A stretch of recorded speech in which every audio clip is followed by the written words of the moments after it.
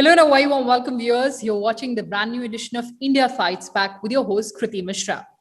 Children account for about 3 to 4% of hospital admissions in both India and rest of the world, as far as COVID-19 pandemic is concerned. According to a data published by UNICEF in March, around 11 million COVID-19 cases occurred in children and adolescents in 100 countries, which is 13% of total 80 million COVID cases in these countries at that time. Over 6,800 children and adolescents died from COVID-19, which is 0.3% of the 2.3 million COVID-19 deaths in 78 countries. However, the multi-system inflammatory syndrome in children is the next cause of concern for the medical fraternity to deal with the post-COVID complications. The syndrome, involving multi-organ, is usually seen weeks after the peak of COVID wave and can pose a threat to children post-infection. So how do we protect our children from this wave? Let's find out from our experts. Joining us on the show today, Dr. Deepak Gupta, Professor, Pediatrics, Neurosurgery, AIIMS, and Dr. Shobna Gupta, CMO, Department of Pediatrics, Safdarjung Hospital. Welcome to Raj Sabha Television, both of you.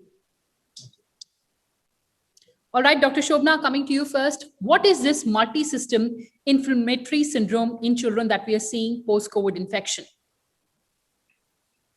Yes, yeah, Kriti, as you rightly mentioned about the statistics that how it is affecting the children, and we have almost 2 years into the disease now. So a lot of data has already come in. Now, as the name says, I will go directly to the multi-system inflammatory syndrome. It denotes, if you see the term, it is multi-system inflammation. So it is involving the multiple system, that means 2 or more organ systems of the body, which are having inflammation. And why we are calling it post-COVID, actually it is seen that normally the disease, as we have previously also discussed, that this COVID infection in children is in 80% of the children, it is either asymptomatic or mildly symptomatic in the form of upper respiratory tract infection. And only 1 to 5% of the children are actually sick, requiring ICU admission during the infection. So that is one thing. But in those children, even who are the mild or the asymptomatic or the severe cases, once they are cured of the infection, as such, they become RT-PCR negative. If they are tested, or even if they are not tested, they are cured. 2 to 6 weeks after the acute infection, they presented with some of the symptoms, which consist of, basically the case definitions have been given by the CDC, USA, and the WHO. So grossly speaking, if a child who had the COVID infection or the symptoms suggestive of COVID infection, and he presents to you 2 to 6 weeks after the disease with the symptoms of high-grade fever, more than 100.5 degrees Celsius for more than 3 days, and involvement of more than 2 systems. Now, those 2 systems means he can present to you with loose motions, diarrhea, vomiting. He can have a presentation like rash, congested eyes, the peeling rash on the body, lethargy, excessive lethargy, which is not explained by, just by fever, fatigue, myalgias, even cough can be there. And they can present with, the lethargy means they can be restriction of the movement. The child cannot walk, the restriction of the activity. So he can feel breathless. So basically he can go into heart failure. So cardiac heart manifestation, heart involvement is very specific for this, very common and very specific for this particular entity. So if a child is presenting with fever, to be precise, high-grade fever with any of the symptoms, the parents should seek the medical supervision, because this syndrome can be, severe enough to warrant the admission. And the child can have, because of the involvement of the systems like heart, neurological, nervous system, headache. So the child the disease can become severe, and even the deaths are reported worldwide in the 1% of the cases. So you need to be very careful for these symptoms, especially 2 to 6 weeks after the disease, active disease. All right, Dr. Deepak, how difficult? Yes, Dr. Shobna, go ahead. Yeah, one more thing important is that when we are suspecting that, in that child will be RT-PCR negative if it comes after 2 to 6 weeks. But the serology, the antibodies for the COVID-19, if we do it, they come out to be positive. Along with, there are other blood markers which we see, and they are in the case definition that, yes, if these things are inflated, we strongly suspect. So it's not important, it's not mandatory that the child will be RT-PCR positive during that. He can be negative. Mostly it presents later on, 2 to 6 weeks. Yeah. All right, all right. Dr. Deepak, how difficult is it to treat this post-infection complexity? So luckily for the children, this MSIC has got very good prognosis, because see, we have come a long way. Now we started seeing these cases of MSIC almost a year back, and though the incidence is pretty low, but still most of the therapies are in place. Like most of these children, see, basically COVID, the basic thing we have to understand is that it's kind of a thrombotic, wherein the blood kind of stays thrombosed, and an inflammatory condition. So what happens in these children? There is a hyperimmune response. So all the therapies are very, very supportive therapies. See, you have to give something like a low molecular weight heparin. You have to give anti-inflammatory therapies like methylprednisolone and IVIG, intravenous immunoglobulins, which do not have a very definite set role in the adults. They have extremely good response in the children. Okay, and then we have to give them some kind of broad spectrum antibiotics, oxygen support therapy, and majority of these children, Kriti, they are in shock. Almost more than 50% of these children, they are in shock. And so the protocols are there with most of the PICU and the ICUs in place, wherein these children can be managed. And the beauty of this MSIC management is that most of these children, if they come early, within 2 to 3 days, they are kind of resuscitated back to normalcy. And within 5 days, they're almost back to the normal children. Some of these may have some very subtle kind of issues, like emotional issues, and like irritability and kind of lethargy, muscular pain, and other things. In the long run, I believe there's some study going on in states wherein they're actually studying the long-term effects on these MSIC children. But to summarize and to cut it short, I think MSIC has got good prognosis, and of course, if detected in time and acted in time. So it has to be detected in time. That is very important. But since we're talking about our babies and newborn babies, Dr. Shobna, what happens if a mother tests positive for COVID-19 just before giving the birth? Yes, absolutely. This is a very important thing, because as we have seen, the pregnant females, they are particularly prone to get the COVID-19 infection. It has been seen that because of the low immunity and other factors, they acquire the infection. So there is a high tendency to get infected during the pregnancy, especially when the mother gets infected in the last trimester, that to 2 weeks before delivery. Then there are risks to the mother, because the normal things which can the postpartum complications, they are increased on the mother. But as far as if I talk about the newborn, what the data has suggested, and we have seen that if the mother is known COVID positive, when the baby is born, the other things remain the normal, like how the baby is born, the other procedures, the protocols remain the same, except that we have to take the care while delivering the baby. The PPE kit and the COVID appropriate behavior is followed. But it is seen that when the baby is born, we send the sample of the baby for the COVID RT-PCR, nasopharyngeal swab. So we send after 24 hours till 4 to 5 days. So we send 2 samples, and it has been seen the positivity rate if a baby is born, it is around 8 to 10%. So in different studies, it has come from 2 to 8% worldwide that those babies are positive. But the good thing about neonatal COVID is that even the baby, even if they come out positive, they are asymptomatic. Most of the babies are asymptomatic. We have around 500 deliveries till last year, and our positivity rate was 8%. And none of the newborn was symptomatic because of the COVID. They become sick because of their own complications, like if the COVID exposes the mother to prematurity. Yeah. Premature deliveries are being more common if a mother is COVID positive in the 2nd or the 3rd trimester. So if the baby is born premature, there are complications of the prematurity. So the baby requires nursery admission because of the prematurity, like there is a respiratory distress because of prematurity, or the baby does not cry. So the baby has complications because of the newborn complications, which otherwise also happens.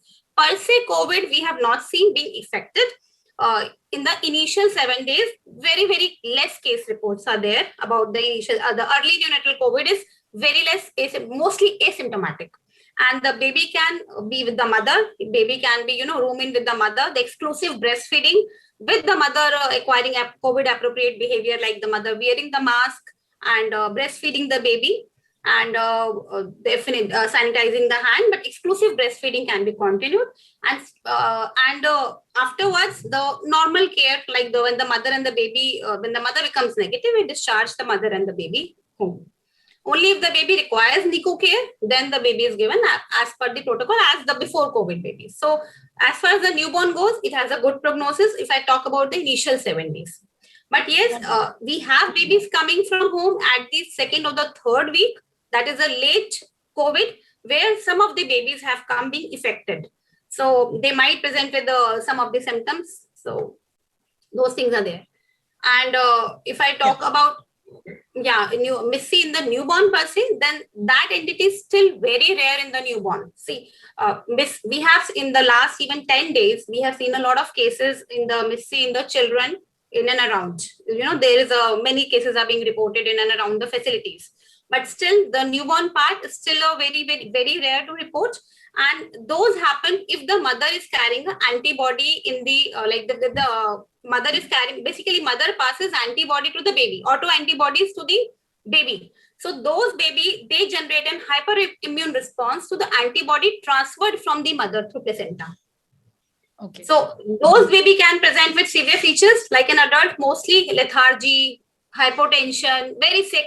But in newborn, it is very difficult to differentiate because even a newborn has a similar sign and symptoms. So we have specific tests, and the echo, they play a role in defining whether it is a newborn Missy or it is a normal sepsis in the newborn, which commonly presents. So that way we go. All right. But worldwide, we're talking about vaccines for children. There is a danger of third wave. Of course, even in India, there are clinical trials for vaccine for children. Dr. Deepak, what is your assessment for children getting vaccinated, for babies? How effective would these vaccines be? See, at the end of the day, everybody will require a vaccine. But who should get the vaccine first? That is more important. We have to understand we are in a pandemic. And in a pandemic situation, the vaccine should be first given to somebody who actually needs it, not the one who wants it. Now, if you look at the data which we have gathered from our country and even from other nations, we talk about US, England, and Italy and the entire Europe, the children have been affected almost as good as the adults. If you talk about the infection with the virus per se, but the disease manifestations have been very, very little. And the mortalities, as you mentioned, is very, very minimal, very low mortality as compared to the adults. Now, what has actually happened, see why there is so much of scare which has been generated in the society by all this print and the other media is because everybody imagined and presumed first wave, very elderly people got infected and affected. Second wave, young people got affected. So who is left?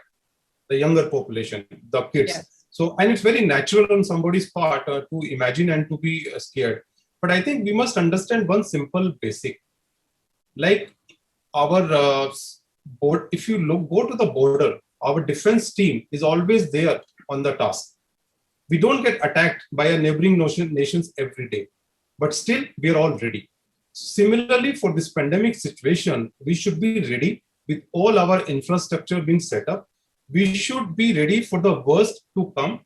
Having said that, I personally believe it is highly unlikely to lead to significant amount of catastrophe in the children. The vaccination trial will be initiated at All India Institute of Medical Sciences and AIIMS Patna and one center in Nagpur. So in total, we expect around some 500 plus cases to be recruited. It will be in 2 phases. And I anticipate it will take approximately probably 6 months down the line. So maybe by next year, the vaccination in the children will come. I think we should not hurry up for the vaccination in the children. We should be targeting more of the elderly and the young population at this time. That should be our motto. And the COVID appropriate behavior should be continued. We have to understand any child who is more than 5 years of age can be safely given a mask. And we have learned a very hard way that mask is the key. Vaccines may fail. They may not be 100% effective, but it has been shown mask, if properly worn, they are almost 100% protective against any kind of infection. We are having a lot of mutations. Why children are slightly getting more infection as compared to previous time is mainly because of the variants of concern. More and more of variants are coming up, and probably the kids who were not exposed in the first wave, they are kind of getting affected in the second. And let's hope and presume that we may not even have the third wave or the fourth wave. I mean, Right. the natural history, Kriti, of the pandemic is that we get multiple waves, and some waves, they're just not visible, and it becomes kind of an endemic, like a flu. You must have heard about people getting flu shots every year. So that may be a way of life. All of us will get flu shots or a COVID shots every year. We may have to be wearing the mask maybe a couple of years down the line. But children are a special privileged part of our society.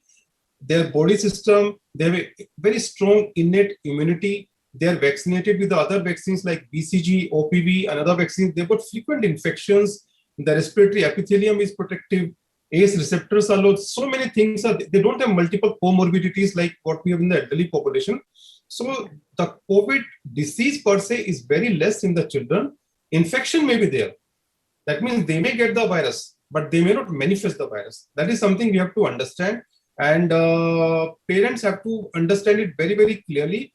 Yes, your child is at risk, especially the ones, I'm talking about less than 12 years of age or less than 10 years of age, because the children who were about 12 years of age, they were probably exposed in the first wave last year, if they were going out, playing out in open. But the very young children, they were just not exposed to the virus. And the most important thing you have to understand, this is the population who has got the highest chances of infecting the grandparents. Because the newborns and the very young babies, they stay in very close contact with their grandparents. And because they are asymptomatic, they are likely to transmit the virus to the grandparents. So the grandparents who are nursing or playing around with their kids, they need to be extremely careful in wearing protection while being with the children. Absolutely, sir. But Dr. Shobna, I'd also like to understand, are children of different ages affected in the same manner, or there is a difference in older kids? What are the studies showing us? What is your experience?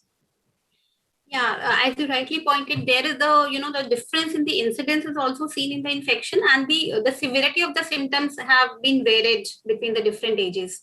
As you can see in this phase, many of the adolescent age group has been affected, and even severe pneumonia we have seen in 17 years, 18 years age group child, which was not there in the first wave. So definitely the extremes of this, the 15 to 19 age, if you say, and the newborns are protected till 30 days, but I have seen in our hospital, we have seen the infantile age group, like till 1 year of age. These children were definitely more, if affected, was the severe disease was seen more in this category of symptoms.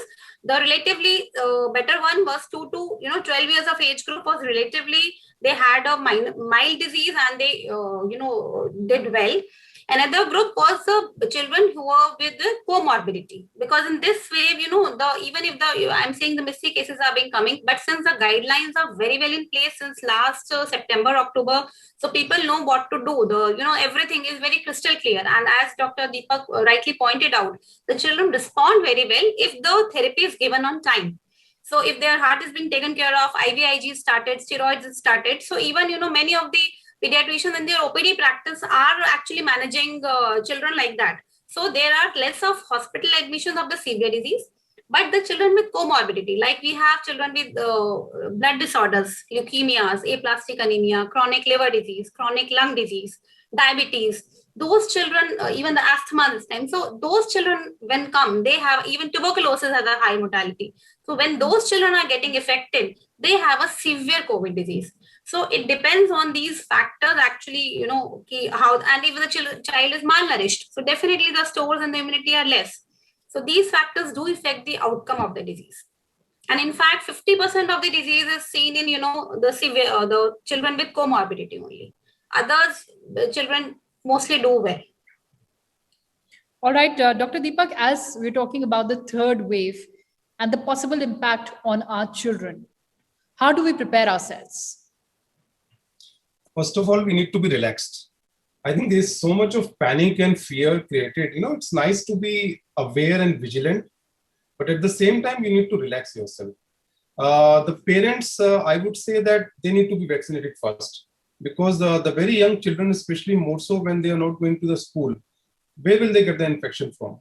Naturally, they will get it only from their parents if they're confined to their homes. So the parents need to be protected. The parents need to learn, like how to follow the COVID appropriate behavior and to pass on these etiquettes to their young ones. That is number two.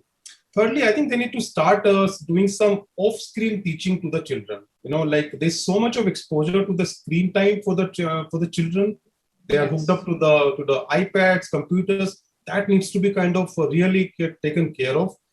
They need to be taught some kind of extracurricular activities at home, because I think many of these children over a period of time, not only obesity and other things, they may develop some kind of a ADHD and other disorders over irritability disorders over a period of time, being confined and locked in the home for such a long time. So that is something parents need to start preparing as of now. So vaccination is a must for the children, parents. Secondly, I just wanted to bring it to your notice that the government of India is also doing a lot of work. Various cities or various states in our country, they've started the kind of dedicated task force for education. Recently, there was a white paper which came from Indian Academy of Pediatrics. And just 3 days back, from All India Institute of Medical Sciences, we trained almost 125 pediatricians in Jharkhand, and there were almost 1,000 plus people on the Zoom. You should understand, in Jharkhand, there are 3.5 crore population. And there are just 125 pediatricians. If you look at the data from our country, you'll be surprised. For our country, we have got just 30,000 pediatricians who are registered in the society. And if you add another 20,000, those who are young residents and other people, the figure will not be more than 40 to 50,000. And I think our country needs something like 1.5 lakh pediatricians. So we are definitely short of pediatricians in our country. If God forbid something like that happens. So I think it's high time we start training the people from the ancillary specialties, especially the intensivists, the pediatric surgeons, neurosurgeons, to have the protocols and the things in place. There's special requirements like special kind of NIV things, high flow nasal cannulas, HFXNC, kind of special ventilators, those kind of hyper oscillatory ventilators. Those things people have to start thinking well in advance. We need to be fully prepared on a war footage to manage any eventuality. But having said that, nothing of that is going to happen and should not happen. That's the only thing I can say as of today. But it's an evolving science. Every day we are learning something new. People are questioning the integrity of the government, of the guideline makers. We were promoting remdesivir, we were promoting plasma, we were promoting steroids, and now we are talking that this is not useful. You have to understand that our experience is just a year and a half old with this new pandemic, which has hit us so hard, and it will take time. The only last message which I want to give you is that, you should understand this MSIC, which you have talked a lot in the last 30 minutes or so. It is almost like mucormycosis in the adults. Okay. Like 4 weeks after the acute illness, most of the people in the adults and the elderly people, they are manifesting with the mucormycosis. Similarly, children, 6 to 10 years of age group predominantly, they around 2 to 6 weeks after. So they have recovered from the COVID actually. Their RT-PCR is negative, but they may have some kind of a weird symptom, which Dr. Shobna just mentioned. They may come to you in shock. They may have some rashes. They may have some bloody short eyes. And those kind of unlisted Kawasaki kind of symptoms may be there in those children. So you need to be vigilant. But I think the outcome is going to be good. That's all I can say. All right. And as you said, that people should not panic, parents should not panic, but rather be vigilant and protect their babies from this pandemic. On that note, thank you so much for joining us, Dr. Deepak and Dr. Shobna. Thank you. Well, viewers, that's all we have for you in this edition of India Fights Back. But before that, let me remind you once again to stay safe from the coronavirus pandemic. Remember to wear a face mask and wash your hands and face regularly, and ensure that you maintain physical distancing whenever you're stepping outside. Well, these simple precautions are all it takes to defeat this pandemic. Take care and goodbye.